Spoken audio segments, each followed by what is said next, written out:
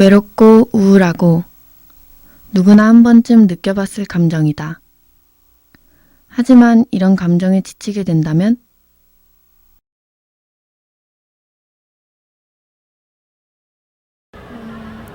밤에 자주 들어요. 네. 있죠. 한번 오세요. 네. 있기야 있죠. 없어요. 네. 네. 네. 아니요. 아니요. 별로. 네. 항상 느껴요. 서울시 소아청소년 광역정신보건센터의 우울증 학생 선별검사 결과에 따르면 중고교생 3786명 중 17.2%가 우울감을 느끼고 있으며 4.6%는 실제 우울증이 의심되어 병원 치료를 권고받았다고 한다. 최근 조사 결과에 의하면 청소년이 받은 상담 중 충동, 분노나 불안감, 자살, 자해 등 우울과 정신건강 관련 상담의 비중은 12.6%로 11.5%인 학업과 진로 문제보다 높았고 4.3%에서 최근 5년간 빠르게 증가해 약 3배나 늘어났다. 이제 청소년의 고민은 비단 학업뿐만이 아닌 것이다. 우리는 우울증을 겪었던 친구 민지를 만나 이야기를 들어보았다. 동안 이렇게 알았던 거야? 그때 뭐 기분이 어땠어?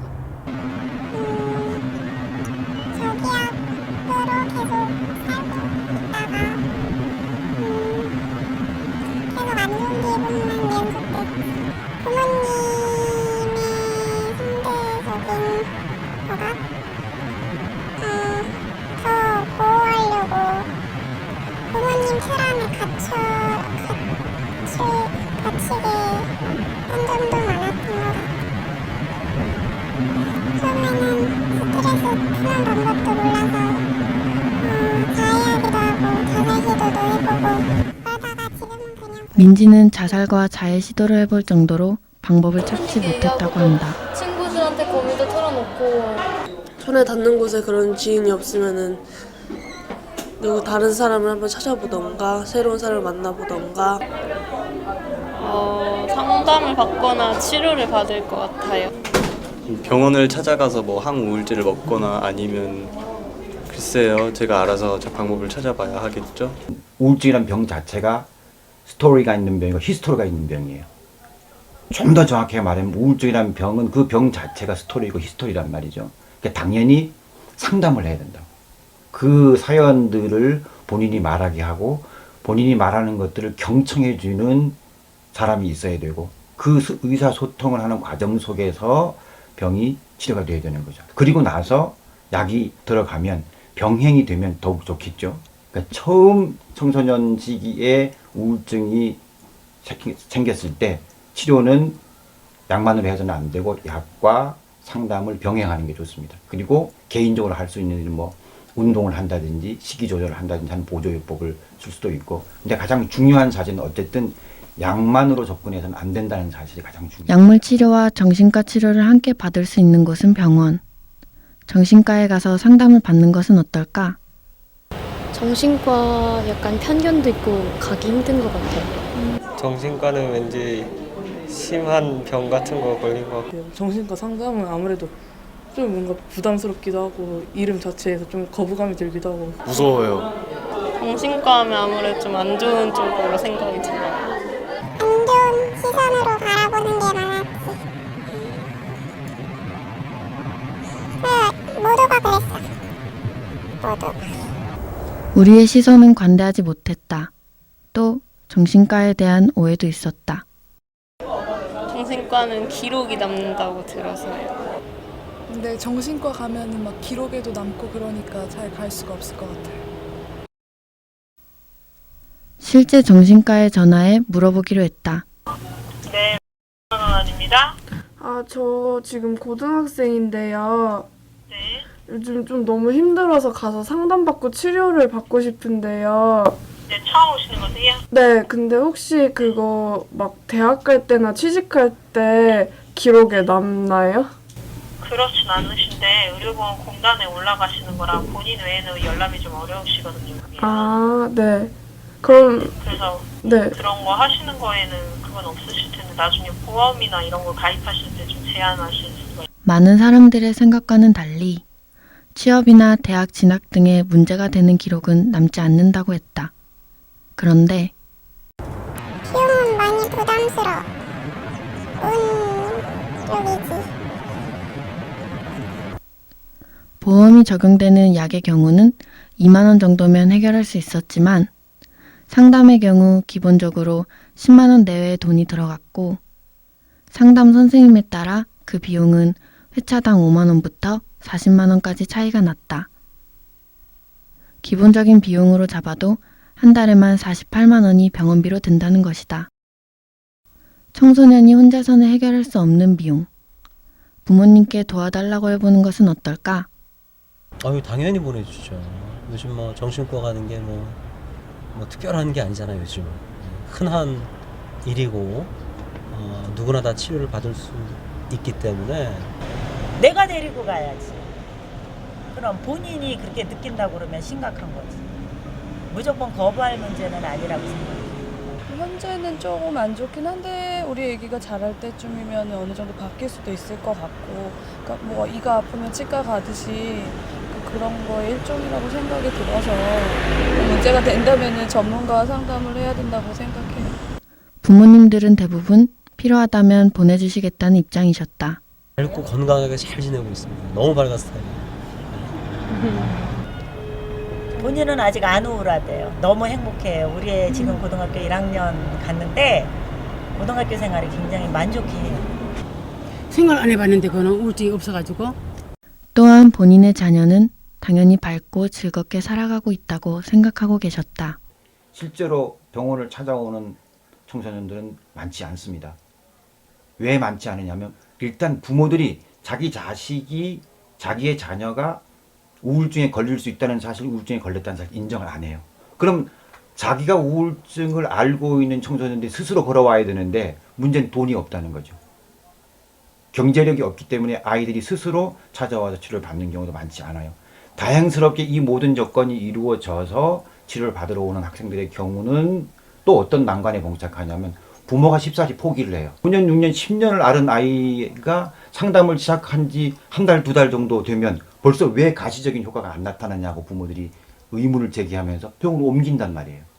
그럼 잠깐 봤다가 옮기고 잠깐 봤다가 옮기고 이런 식으로 되니까 중간에 계속 맥이 끊겨서 치료의 효과를 나타내기 전에 자꾸 중단을 하니까 끝까지 예우를 지켜보면서 병을 치료해내는 경우가 많지 않죠. 그렇다고 병원 치료의 만족도가 높은 것도 아니었다. 약도 먹고 상담을 한 2주일에 5분 정도? 그렇게 가서 받았고 별 소용은 없었던 걸로 그렇게 약에 의지하게 되고 약에 의존하게 되기 쉽고 비용도 많이 드는 정신과. 우리가 쉽고 부담 없이 다가갈 수 있는 곳은 없을까? 학교 상담이요. 혹시 학교 상담 같은 거 받아봤어? 응. 학교 상담 어땠어? 도움이 된 면도 있으면 반대로 상처받은 면도 있다.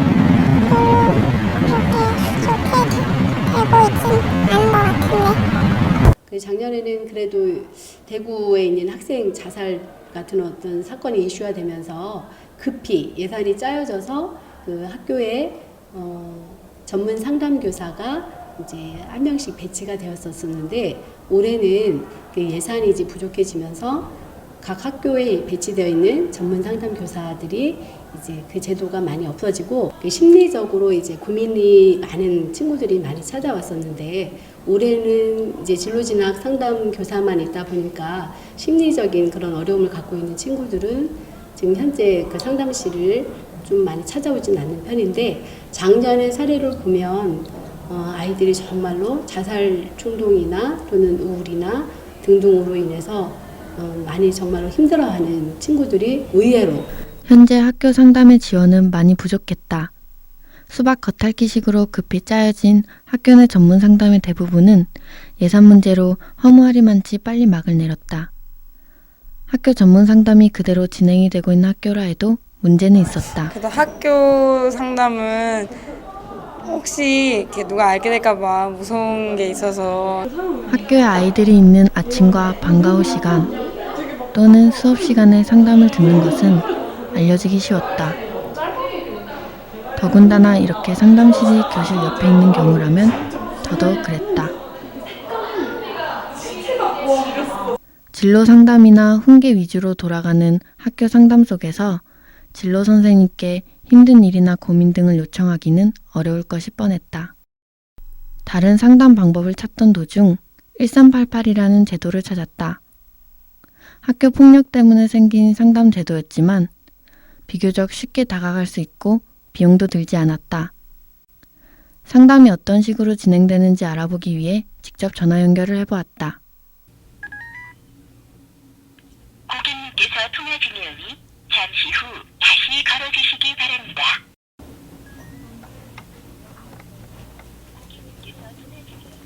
잠시 후 다시 걸어주시기 바랍니다. 잠시 후 다시 걸어주시기 바랍니다. 고객님께서 통화 중이오니 잠시 후 다시 걸어주시기 바랍니다. 발신 횟수가 4번이 넘도록 통화는 연결되지 않았다. 몇 번 더 시도해 본 뒤 전화가 드디어 연결되었다. 안녕하십니까. 서울시 청년 상담 법률센터 청소년전화 1388입니다. 무엇을 도와드릴까요? 지금 상담할 수 있어요? 네. 요즘에 학교에서 친구들이 저를 피하는 것 같아요. 모르겠어요. 전 그냥 평소처럼 대했어요. 아무렇지 않은 척. 네. 아무렇지 않지 않은데. 네. 솔직하지 않은 거네. 네, 근데 너네 요새 왜 그래? 그럴 수도 있잖아. 근데 요새 이상해. 너네 왜 그러니? 뭐 이럴 수 있는데 그게 안 돼요? 그럴 수 없나요? 무슨 얘기를 평소에도 잘 안 하면 친구들이랑 어떻게 사귀어요? 모르겠어요. 도저히 생각나는 건 없어요, 일주일 전? 네, 정말 뭔지 모르겠어요.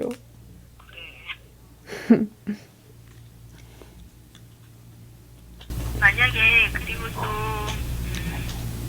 일 때문에 많이 힘들고 그렇다면 네. 뭐 상담을 받아봐도 좋을 것 같기는 해요. 네, 감사합니다. 상담은 친절했지만 마치 내담자에게 잘못이 있다는 것 같은 반응이었다. 용기를 줘야 하는 상황에서 계속 친구에게 먼저 말을 꺼내라는 이야기만 반복되었다. 현재는 우울증을 벗어난 청소년을 만나보았다.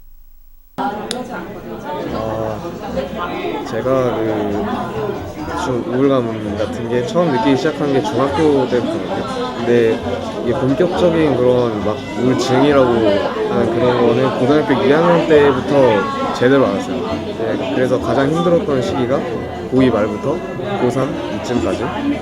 그래서 당시에는 되게 막 이제 무기력하고 우울하고 이런 걸로 되게 힘들었고, 그래서 뭐 학교 나가서도 친구들하고 얘기도 잘 못하고 혼자 이렇게 가만히 막 있고 잠만 자고 그랬어요. 근데 이제 저는 한 작년 한 겨울 정도부터 서서히 좋아져서 지금은 전혀 그런 게 잘 지내고 있습니다.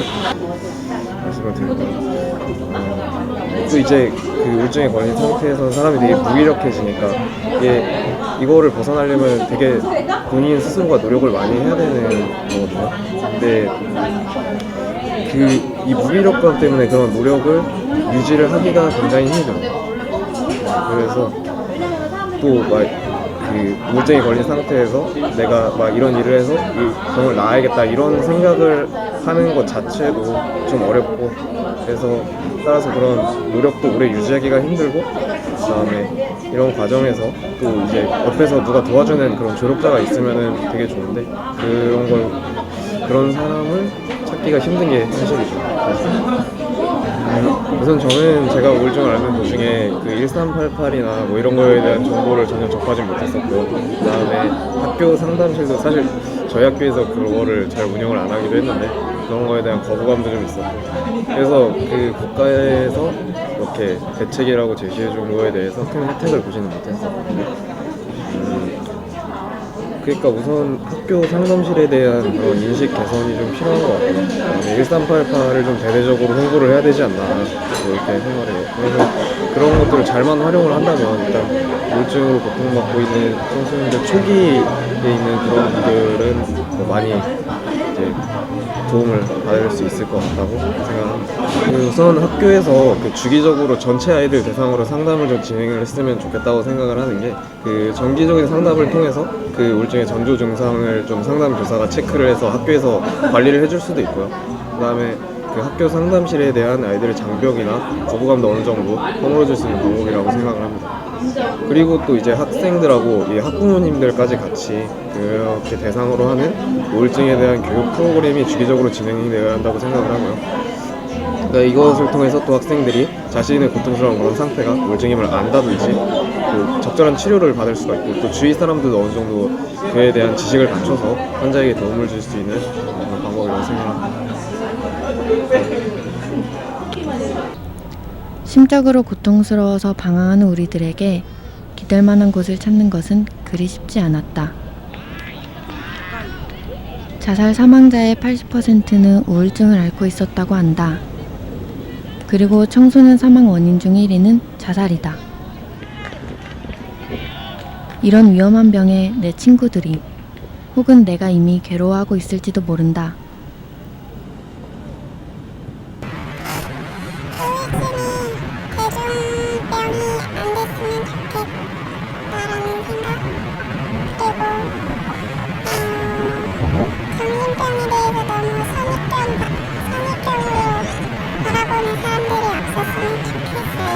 우울증을 앓는 청소년은 점점 늘어가지만 치료받을 수 있는 곳은 아직도 너무 협소하다.